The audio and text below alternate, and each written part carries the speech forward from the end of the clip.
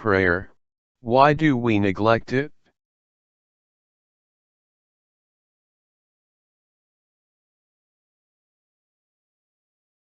How can you pray consistently if you do not know what to pray for?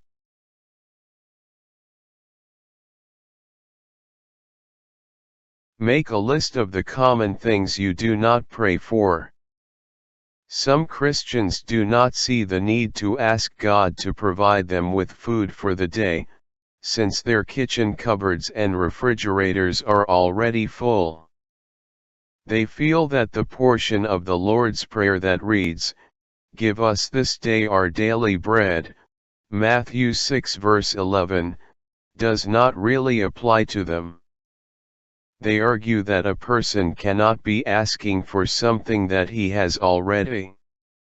If they really understood that praying such a prayer deals with much more than simply having food stored up, they would not have reasoned so erroneously.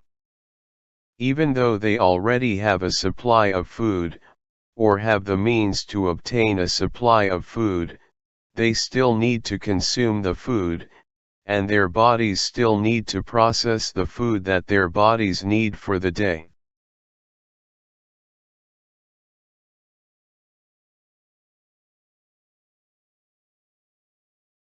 You also do not hear these Christians telling their families that the Lord will provide them with food, money, clothes, or other things for the coming month. It is only if they are lacking these things in the future, that they then want to say, "The Lord will provide for our needs." It would then almost appear as if the Lord was not the provider of all these things, when they had a sufficient supply. It is especially their children who need to understand from a young age that it is not their father who provided, but the Father, God, who provided. Whether a child received something like clothing from his father, someone else, or somewhere else, it is thus important to tell him, "So God has provided you with a thick winter jacket. He blessed you with what you needed."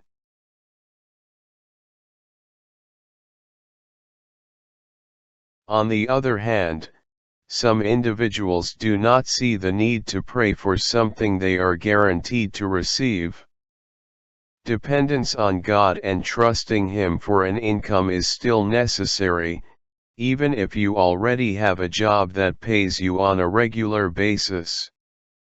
If you get your salary on a monthly basis, you should therefore still pray that God would provide you with an income for that month. Many people will only grasp this when receiving a notice that there is no money available for the payment of their salaries. They may even lose their job, or their company could close down. Why, then, are Christians slow to ask God for certain things? What would have happened if God only gave people the things they explicitly asked for?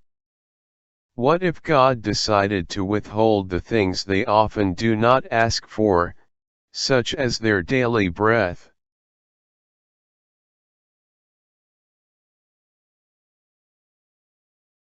Pray for others. To pray for something, is not merely praying about some situation. It is actually to pray with a certain person or people in mind, including yourself. People often justly complain about certain matters, but seldom pray about these matters. Many people need to be reminded to pray for others in addition to themselves. Christians often pray the least for those for whom they should be praying the most. Believers who have big family households or a large extended family, do not pray for people outside their own family, as often as those with smaller families. These Christians generally reason that they already have many individuals in their families, for whom they have to intercede.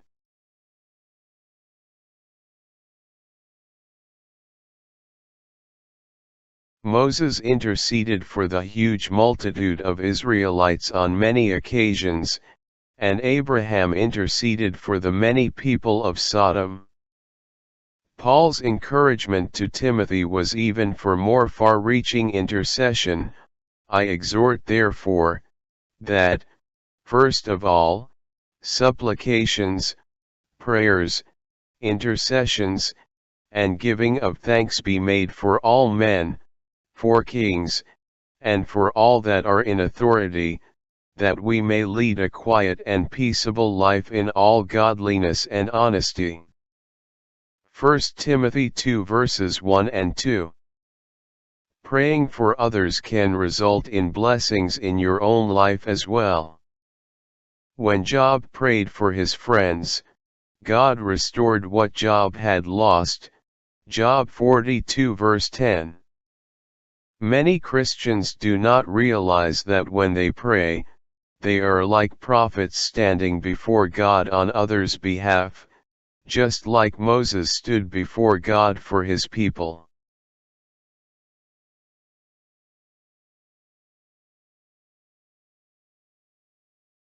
Because Christians are prophets for their family, neighborhood, and other groups they form part of, these people are actually dependent on their prayers.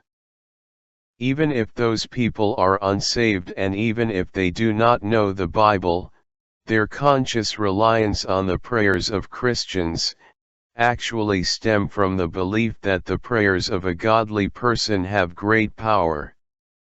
It is their previous experiences with this truth that made them believe in the power of these believers' prayers. There are many who pray for well-known people and matters of communal or national concern.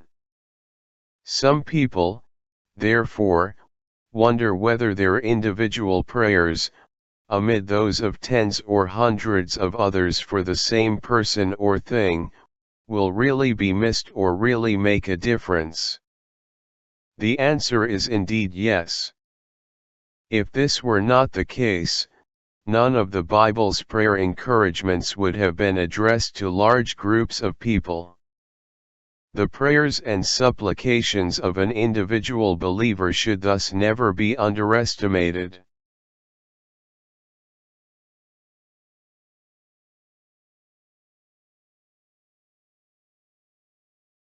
Remind yourself of the things you desire, make a voice or video recording of the future you desire. Alternatively, you may simply create a compiled audio or video file. A video, especially, serves as concrete encouragement to pray about these things. What is the plan and purpose of God for your life? Have you asked God to show you the things He has planned for you? You probably know that He has plans for you, but do you know what those plans are? Is God aware of your plans because you shared them with Him in prayer, despite the fact that He is aware of everything? Did you ask Him to give you a vision for the future?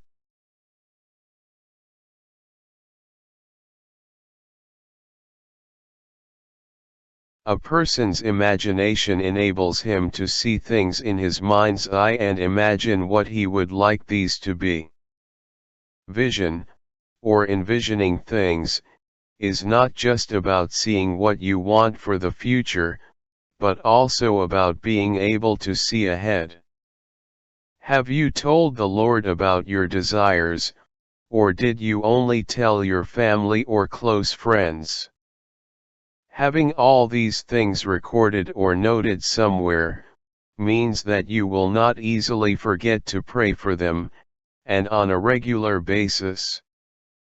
Due to forgetfulness, your failure to pray for certain things will not, however, stop God from giving you the good thing you need, or from keeping the bad thing away from you.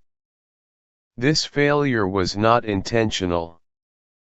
If this was the case, people suffering from poor memory, who had no one else interceding for them in prayer, would never receive specific blessings from the Lord. They would only be recipients of His common grace.